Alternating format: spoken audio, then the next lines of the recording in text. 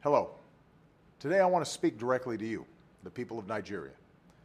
Nigeria is a great nation, and you can be proud of the progress you've made. Together you've won your independence, emerged from military rule, and strengthened democratic institutions. You've strived to overcome divisions and turn Nigeria's diversity into a source of strength. You've worked hard to improve the lives of your families and to build the largest economy in Africa. Now you have a historic opportunity to help write the next chapter of Nigeria's progress by voting in the upcoming elections. For elections to be credible, they must be free, fair, and peaceful. All Nigerians must be able to cast their votes without intimidation or fear.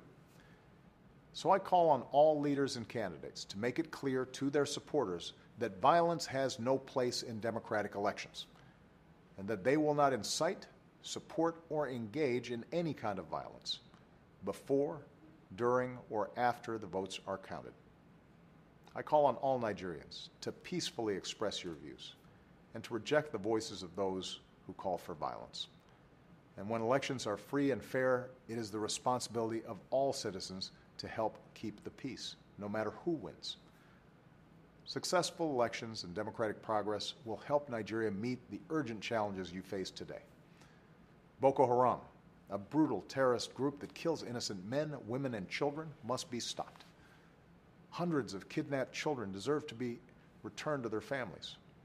Nigerians who have been forced to flee deserve to return to their homes. Boko Haram wants to destroy Nigeria and all that you have built. By casting your ballot, you can help secure your nation's progress. I'm told that there's a saying in your country: to keep Nigeria one is a task that must be done. Today I urge all Nigerians, from all religions, all ethnic groups, and all regions, to come together and keep Nigeria one. And in this task of advancing the security, prosperity, and human rights of all Nigerians, you will continue to have a friend and partner in the United States of America.